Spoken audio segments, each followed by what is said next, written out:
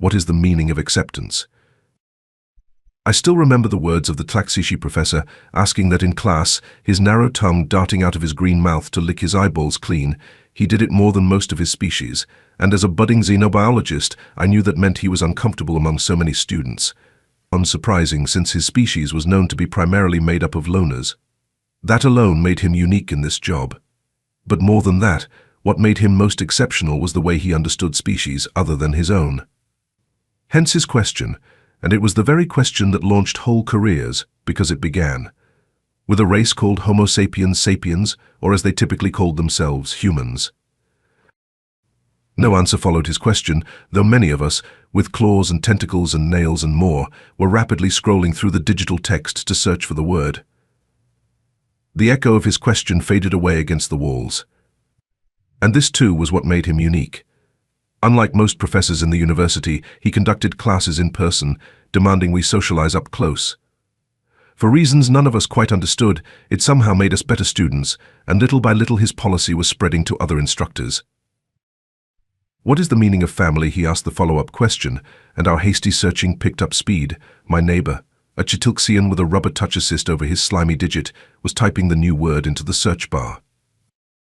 A hand went up before mine, a biological classification including several subclassifications. The answer came from one of the miniature dwarf species, an avian race coated in spiny feathers.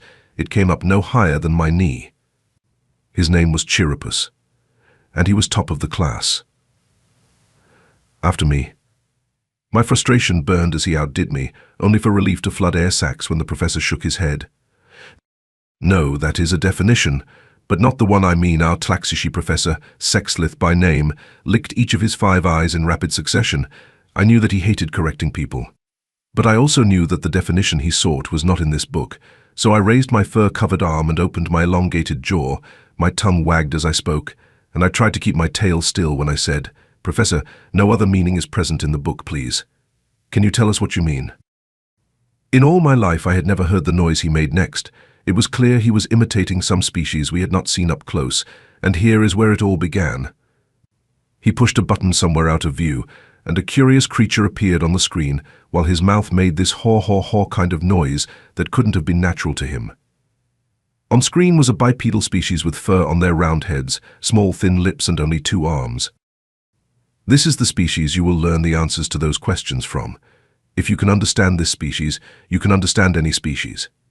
In my 150 cycles of instruction and research, I have never found another like this one. They bond with inanimate objects, their fictional characters, unknown infants, outsiders, as strongly as Vastionoviraptor with its own eggs. We gasped, chirped, gulped, belched and rattled. Whatever our own expressions of shock as different species, we made it. I know, it sounds impossible. But this is the only species that is capable of finding family and forming communities out of any species, or at least any that they have ever been observed with. They domesticate predators and bond even with species that might otherwise eat them. If one is rejected by its parents, it may find new ones or ones to fill that role. There are stronger species, there are smarter species, there are faster species, there are longer-lived species. But there are no species more passionate. They are in their mating season all year long and constantly form new groups that grow and change. If you can get one to bond with you, they will die for you without regret. There is no species so full of contradiction as the Homo sapiens sapiens sapiens. They love more deeply, hate more deeply, laugh. That was that noise I was making earlier. And are both greed and generosity given flesh. They appear weak, but because of all these contradictions, they are not only the apex predator of their planet, but no invading armada dares cross into a system where a human colony has formed bonds with others. The great victory of 47,592 was brought about by this species acting on a distress call from my own species when I was a child. A human starship responded instinctively to our call for aid and destroyed themselves in a suicide run which crippled the invaders. Self-termination for another species. The professor paused at the rhetorical question. It did seem at odds with all reason. No species I knew would do that. And though I'd heard of that victory, the strange vessel was barely a footnote. Humans were not even named. A low rumble of uttered doubt passed among us all. I promise you, it is true. I was there. That was the cause of the peace which followed. Self-termination for another species was unheard of, and the Zenti didn't know what to make of it. I was present on the station while the impromptu negotiations took place, and the study of humans by both sides began. I knew I had to learn more, and spent my life among them as soon as I was able. I spent 100 of their years in a single human community. Within 10 years I gained acceptance. Not long after that I was neighbor, then brother and uncle. I watched their generation grow and age and die. And to my shock, I felt that grief myself. To know humanity's depths is to find them in ourselves. That is how I got here. That is why he leveled his shaking finger claw out toward us in our seats, and we all sat a little more alertly when he did so. You are sitting among one another. All of you comprise long-lived species, 300 years on the high end, and all of you will spend the next 50 years in an extended study of the humans. You will join their communities, learn about them, and about yourselves. When you are through, you will know what family means in a way that you never dreamed before, and carry that spark out to all your home worlds from there. Who can say what will happen? But I think we will have a better galaxy for it.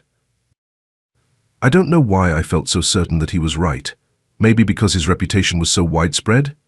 Maybe because he'd chosen us, hand-picked each of his students, and his faith in us made us more confident in him. But whatever the reason, I was suddenly even more eager to study than before. And even if I don't like it, what's 50 years, I thought?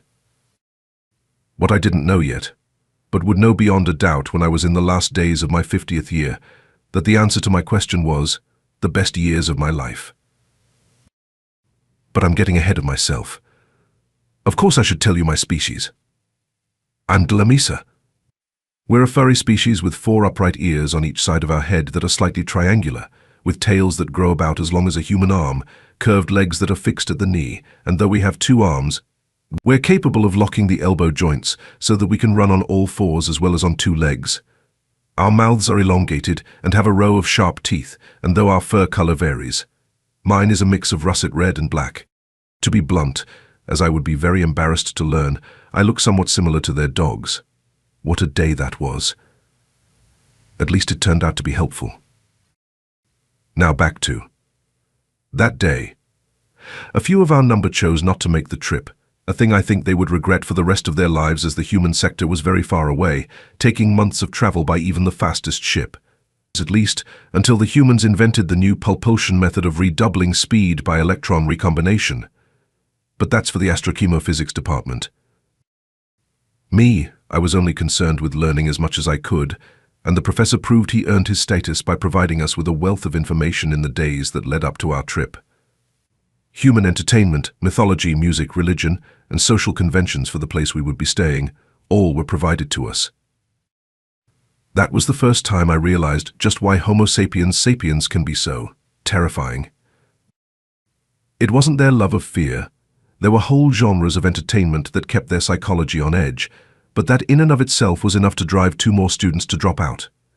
Fear is something all other known species avoid, but humans embrace the void. I found it fascinating. The part that scared me was what it took for humans to picture a threat. Gods? Demons? Natural disasters that wipe out planets? Aliens whose technology defied reality? Humans needed the impossible to feel threatened. Anything else was just an ordinary galactic minicycle, and in all their terrifying films and televised series. The story was a journey to human triumph. Some thought it was self-aggrandizing, but our teacher put it this way. Humans made that leap into the void in 1/10 of the time it took my species to find the courage to do so. Humans define themselves by their will to overcome anything, this to drive themselves to the limit and push beyond to make new limits for the next generation to overcome. Dying for a friend? Dying for an ideal? A human will throw away their life for an infant where Mott would consider their offspring expendable and just make another. And they will die happy if they believe their death made a better tomorrow. Their films tell us that they see themselves as having boundless potential. And when I was a small one, listening to the telecom where the humans came in with cannons blazing just because they said they would help us, I came to believe in it too. It took me ages to find a translation for yippee-ki-yay motherfucker. But the telecom was still broadcasting after that, up to the moment their ship collided with our attackers. And I heard something I'd never heard before when intelligent races died. Music.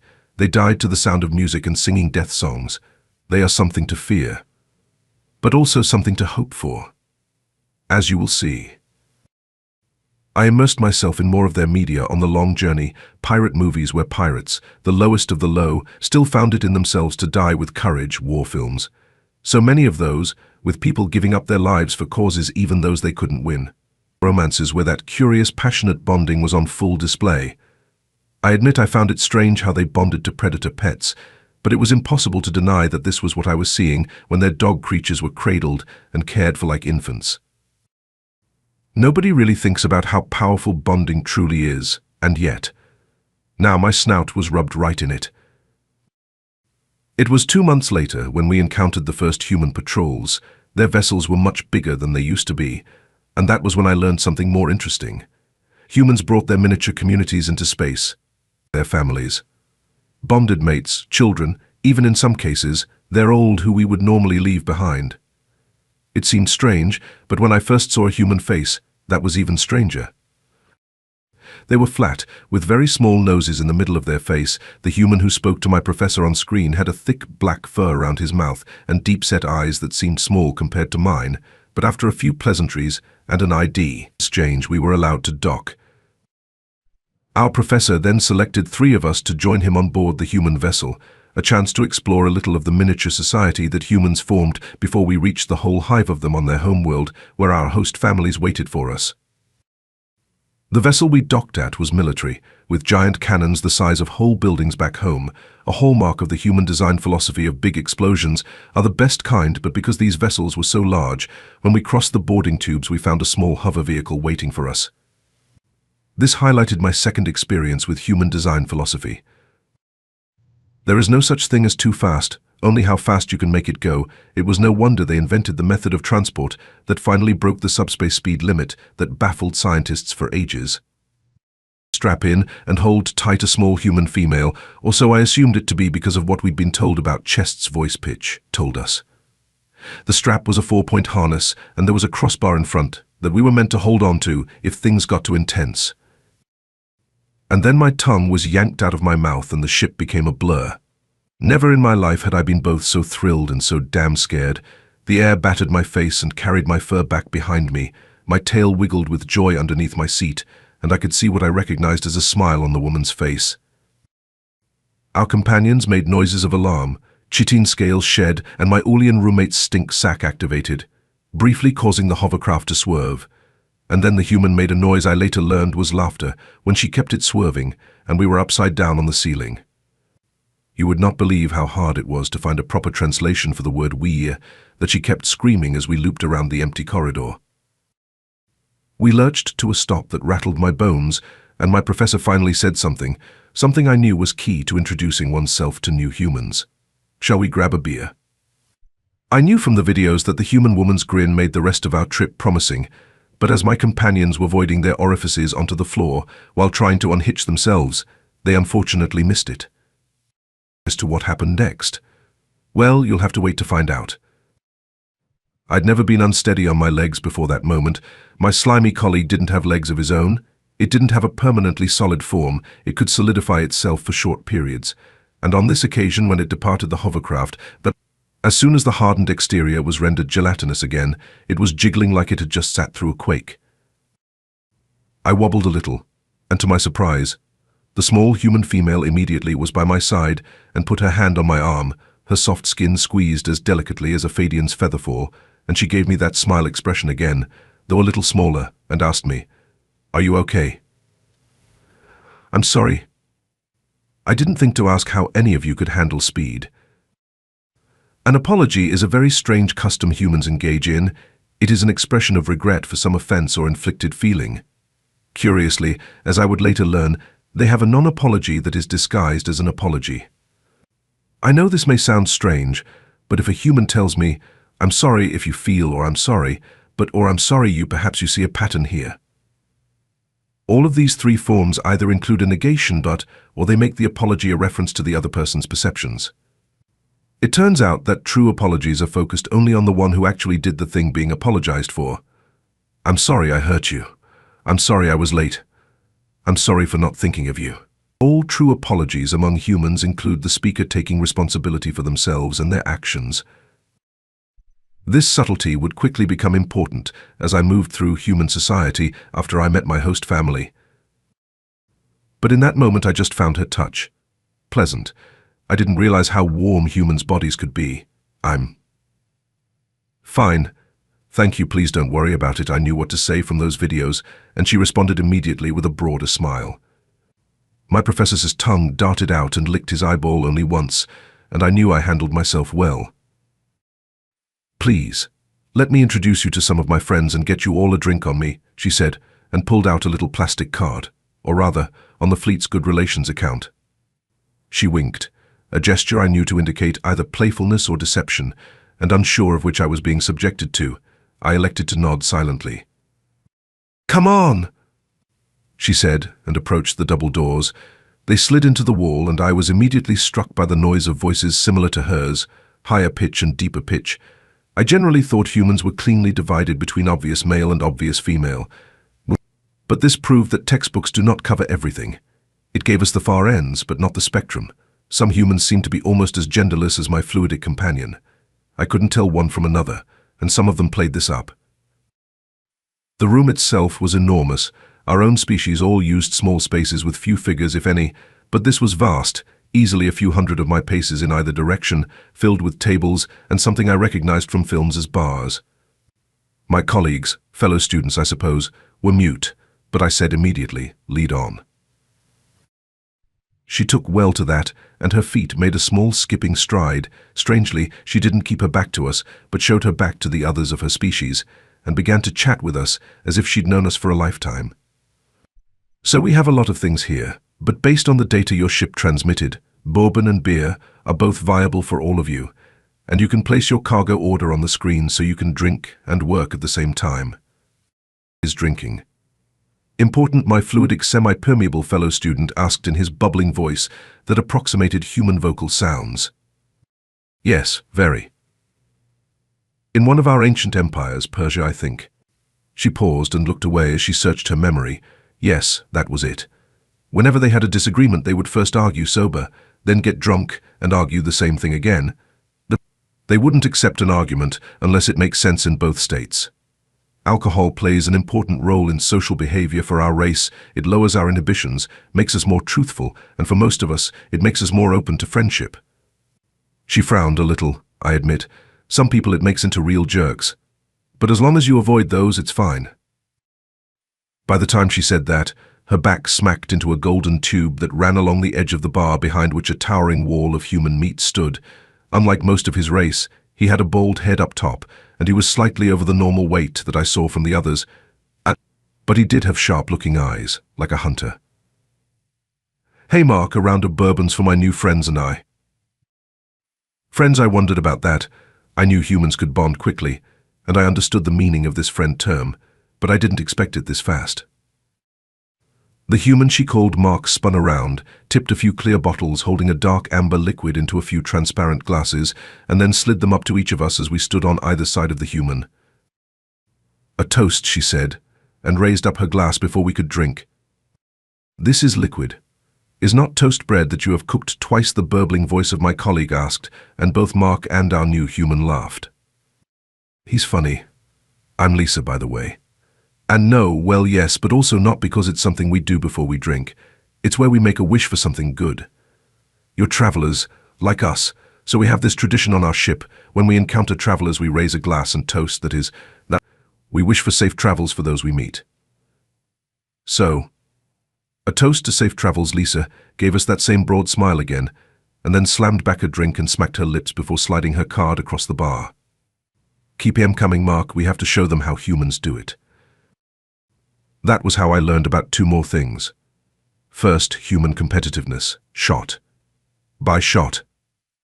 Until my semi-permeable friend was a puddle, my professor's tongue was dangling over the bar, and I found myself embarrassingly passing out, curled around her feet. And also, the absurd human tolerance for alcohol. I didn't learn until well after my first hangover passed that the human liver actually had a special part of itself which only existed to process alcohol. I had great fun. I think, from what I remember. Before I continue, I should add that this was not my last experience with Homo sapiens sapiens and alcohol. It was my first and my most painful. At least with the aftermath. But those other times lie ahead, assuming you read on in this humble manuscript. For now, it is enough to know that I woke up with a splitting headache, my professor slurring his words with a limp tongue, the chitin half shed from one companion. He got so drunk he molted halfway and passed out, while our slimy colleague took another half-day to rise beyond a puddle of his former self and utterly unable to speak. But we did wake up in a single room, each of us with a small wicker basket and a bottle of that wonderful stuff, along with a friendly note from a friend I would never see again. Lisa wrote a little scrawl that took hours to translate. To this day, I think she was drunk when she wrote it, but it read, "To toast to safe travels with the next people you meet, who have a long way to go before they get to where they're going. All the best, Lisa." My mouth didn't really let me smile, but the warmth of her well wishes reached me somehow, as did the memory of that first human touch. That kind of openness and welcome isn't found anywhere else that I have ever seen, not before and not since, at least not away from humans. Of course, today I know that she was somewhat exceptional, even for her kind. Not everybody is like that, but it was genuine, and it was far from rare. To understand the importance, the significance of this, I need to point something else out. Human diplomacy is second to none.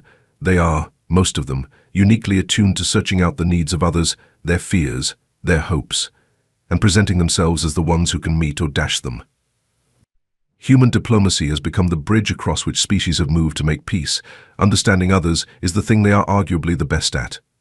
Their uniquely social species has set them up as the arbiters of choice for multiple races, and in that ordinary human, I understood why. Because the good ones, they really care. Even a stranger can matter to them as if they're needed, even if they'll never see that one again once they've given help. It's a very strange thing, but it helped me believe my teacher when he talked about the self-termination run that the humans launched just to rescue one outpost full of civilians. I never did see Lisa after that. The cargo was loaded onto our ship, and we were being escorted by the vessel we'd so recently traveled upon. The endless stars in the void still terrified so many that, quite frankly speaking, most races had very few who were willing to traverse the stars. Dollarers and remote ships were the norm. But humans seemed to embrace it like they were born there. Some said they were, that their race evolved on Earth from material that first formed in space, or on their planet Mars that was shot to Earth by an impact from orbit.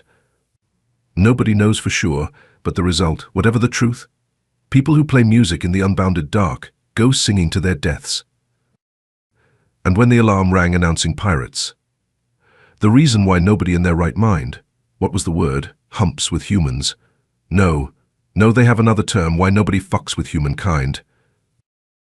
The Zenti were shut down a lot of their military in the post-war era, but a handful of them simply took their ships and ran, becoming raiders, minor warlords and pirates wherever patrols were few.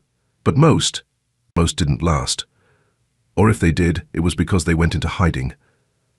I guess our vessel looked too tempting. Not surprising, education vessels were filled with elites that could be captured and traded for ample goods and resources. Perhaps that was why they attacked even knowing they were in human territory.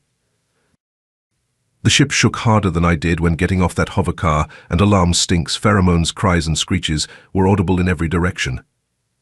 I looked to my teacher for reassurance, and to my surprise, he was not even licking his eyeballs. "We are in human space. Just wait," he said, and pointed to the window to the void where a fleet of a dozen ships came into view. They were green with wide wings on which a row of cannons sat.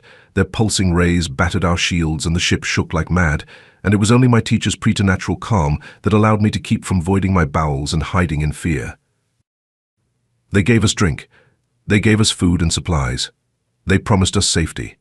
"We will be fine," he said to reassure those who had their doubts. Me? I wondered if Lisa was going to be on the ship he anticipated coming to our aid. And that in and of itself was surprising. Why did I think of her? I've never thought of anyone else of any species so quickly before. These people, they are infectious, and over the telecom device came something my professor promised would come in human space.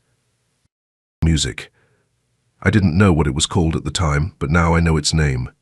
Ride of the Valkyries. And human voices came through every channel. I rushed to the window as fast as my wobbly legs and substantial hangover would permit, and pressed my eyes to the window to see for myself. Nobody rushed into a fight like this, not even my homeworld. The human ship emerged from the purple gas cloud where it lay in wait, and though it was one alone, it began to fire from its many cannons, and explosions rocked the space around the Zenti pirates. "Not to worry, just carry on your voyage. We'll handle these, and safe travels." I recognized the voice of the dark-furred human, forceful and, as I would later understand, proud. Humans had something curious about them, a work ethic not often found outside of artisans. They take pride in the things they deem their purpose, their profession. Whether they are a janitor or an admiral, they proclaim excellence in their chosen craft as one of the highest virtues. And for their admiralty, that apparently included courage.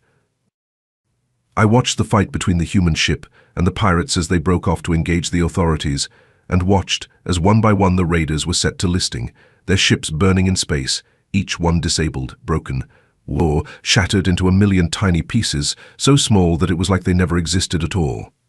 Before long they were out of view, and I couldn't see it anymore. They are a rare type of predator. An active hunter species, those almost never develop civilizations. The others are all sedentary, almost to the last inhabited world ... but theirs. The humans evolved to run their prey to death, or walk them to death. They are the only known species in the galaxy that can run all day and night. The known record for a human was one who ran for more than 3 days and nights without stopping before he collapsed. My professor said it like he was telling me the time. And I got a sense of just how dangerous this race could be if they were provoked. It seemed so odd to think of Lisa and Mike then. They seemed so friendly, and so non-threatening without even claws or sharp teeth to speak of. But the heedless courage of that single ship that could take on a dozen without fear and win? I felt a tingle in my spine that it seems was common among humans too, when I found something to fear. I wondered sometimes if their shortened lifespans were part of why they seemed so full of energy. They have a saying that a candle which burns twice as bright burns half as long, and if this was true, then it was why their race lived so short compared to so many of us. If I could experience D as much as they did, I would trade lifespans with them in a heartbeat. Of course, as you are reading this, you must surely know we survived the brief encounter with the pirates, but before you proceed on with this accounting, I want to make sure you note something. Our ship was not completely unarmed. We could have fought beside the human vessel, but our captain chose to abandon our rescuers. It was an eminently practical thing to do, and I had it checked into when it was possible. He was not reprimanded for it in any way, nor did I ever find criticism of him for it. Even me, at that moment as we fled deeper into human space, didn't think about what he was doing, and nor did it occur to me to criticize him for it. I'm sure you are. In agreement, but then. Compare the human ship captain's actions to our own. The human willingness to fight and die was far in excess of their own survival instinct. They sought the fight and rushed to it, while we ran away, which course creates an empire. Who do you want protecting your ship when you travel? You may think the humans mad, but their madness, if that is what it is not without purpose or value of its own. Now, on with the accounting. As the days slipped past, our professor began to relay more stories to us of his time on Earth, of human customs, birthdays, drinking songs, sports, child rearing. It seems he became like a grandfather to a pair of human children, watching them grow up and have children of their own just before he had to leave the planet when his allotted time was up. In all his stories, my teacher never once sent his tongue near his eyeballs. It was more like he wasn't talking to us at all, really. More to himself, he knew the name of every member of the family and those of their neighbors and the days that they died. Reader, I'm sure I don't need to tell you how rare this is for anyone at all. And yet he did it for the members of another species. The more I learned, the more interested I became, and day slipped into day with more history, more culture lessons, and more on human mental processes. I learned about bashfulness. See, some humans, strangely enough, find nudity to be troubling, even shameful. They come from a death world. The act of breathing corrodes their lungs over a lifetime. The place is riddled with natural disasters, and their own sun is lethal to them. As such, they create clothing to cover and protect their bodies. They get so used to it that being without it is strange, so the end result is a species that is shy about their bodies, but can endure almost anything. The human body is strange. They have enough muscle to pull 17 tonners, but only if all muscles pull in the same direction. However, they can't do that. Their limbs seem fragile and easily injured thanks to a lack of natural armor, but they produce a chemical in their brains that puts them into a frenzy of bloodlust that will ignore pain until they are bled dry. Essentially, they can fight until they run out of murder fuel in their veins if they are triggered in just the wrong way. There are stories of past humans called berserkers who, on losing an arm, would pick it up and swing their severed arm like a club, beating others to death with it. They may sound in this sort of depiction like monsters, which admittedly explains their media of horror entertainment. Recall what I said about anything less than impossible being seen as ordinary and nothing special. But it wasn't this that my professor was so drawn to, not based on his stories. So I focused on that, and all that he had to say, until we saw a tiny mote of dust caught in a sunbeam, and that mote of dust became a little blue marble, a nothing special world in a universe full of trillions of galaxies of billions of solar systems and endless planets within the whole. But this was going to be our home. I noted this moment that, when I was drawing close to the planet Earth, I didn't miss my own home even a little. But out of the corner of my eyes, I watched my normally reserved professor press his hand to the glass as if he were trying to just get one bit closer to that world, one fraction of a second faster. It didn't look like much, not to my eyes. But still, it was something. I could see the doubt in my comrades still. They barely looked at all. But I felt the excitement of the new experience ahead at least. The world ahead grew larger and larger, and the voice came over the telecom, "Brace yourselves for entry." Docking in one span. We raced to our security harnesses, strapped ourselves in, and waited for the rattling to stop. As our ship came down and the bright yellow sun became a dot instead of a looming monster, I noticed how very green so much seemed to be. It was a strange shift from the black and blue plants I was used to, but it was the least of the surprises I would face, and those would begin from the moment we exited our ship.